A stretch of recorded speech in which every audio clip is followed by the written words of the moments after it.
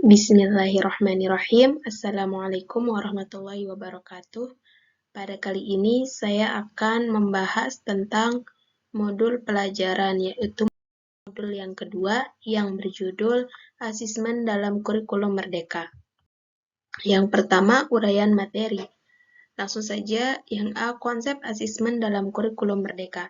Dalam kurikulum merdeka, penilaian menggunakan istilah asesmen yang diartikan sebagai proses pengumpulan dan pengolahan informasi untuk mengetahui kebutuhan belajar, perkembangan, dan pencapaian hasil belajar peserta didik.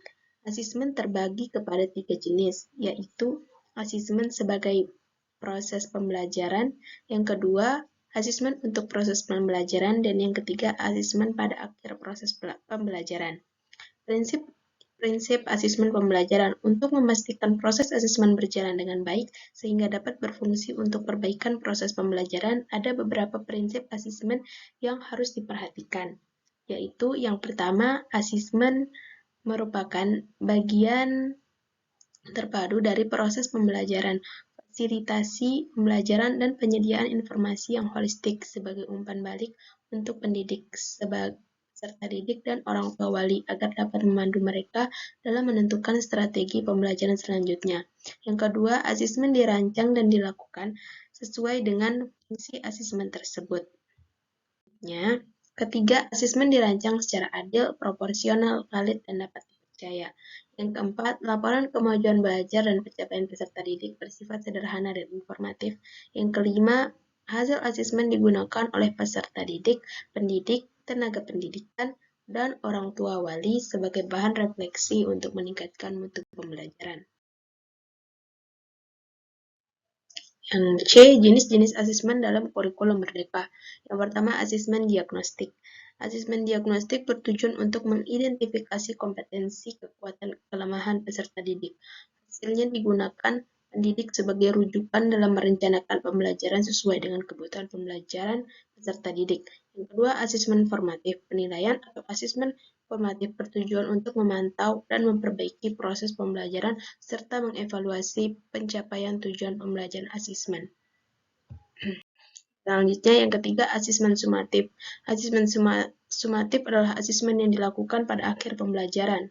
Asesmen sumatif pada jenjang pendidikan dasar dan menengah bertujuan untuk menilai pencapaian tujuan pembelajaran atau CIPI peserta didik sebagai dasar penentuan kenaikan kelas dan kelulusan dari satuan pendidikan. Dan yang D, merencanakan asesmen pembelajaran. Tahapan yang dapat dilakukan dalam merencanakan asesmen adalah merumuskan tujuan asesmen yang berkaitan erat dengan tujuan pembelajaran. Setelah tujuan dirumuskan, pendidik memilih atau mengembangkan instrumen asesmen sesuai.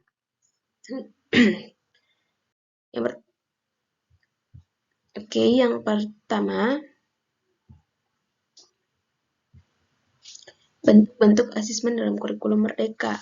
Yang pertama, jurnal yang bertujuan untuk melatih kemampuan murid untuk mengorganisasi dan mengekspresikan ide, pemikiran mereka dalam bentuk tulisan, memberikan kebebasan berpikir, dan menjadi alat untuk murid merefleksikan perkembangan mereka secara berkesinambungan.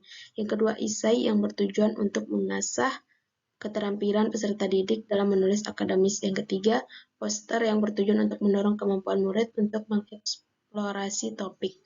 Yang keempat, tes tertulis yang terdiri dari soal multiple choice, quiz, dan lainnya. Sedangkan bentuk asesmen tidak tertulis diantaranya adalah diskusi kelas, drama, produk dalam bentuk membuat model miniatur 3 dimensi, yang keempat presentasi, yang kelima tes lisan. Lalu selanjutnya penyusunan instrumen penilaian. Yang pertama dengan tes tertulis. Tes tertulis dapat dirumuskan dalam bentuk tes objektif maupun tes subjektif. Yang kedua penilaian sikap. Sikap adalah perasaan suka atau tidak suka yang terkait dengan kecenderungan seseorang dalam merespon suatu objek.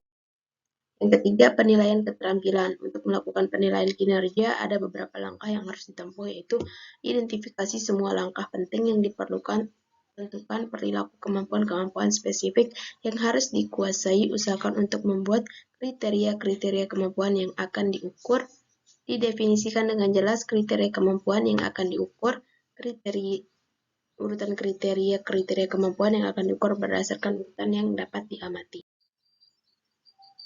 Yang terakhir, dan yang dia refleksi dan tindak lanjut pembelajaran asesmen. Yang pertama, refleksi diri terhadap perencanaan dan proses pembelajaran. Yang kedua, refleksi diri terhadap hasil asesmen yang dilakukan oleh sesama pendidik. Refleksi diri, pendidik perlu melakukan refleksi diri terhadap perencanaan dan pelaksanaan pembelajaran dan asesmen yang telah dilakukan. Yang kedua, refleksi sesama pendidik. Mungkin sekian dari saya. Terima kasih banyak. Wassalamualaikum warahmatullahi wabarakatuh.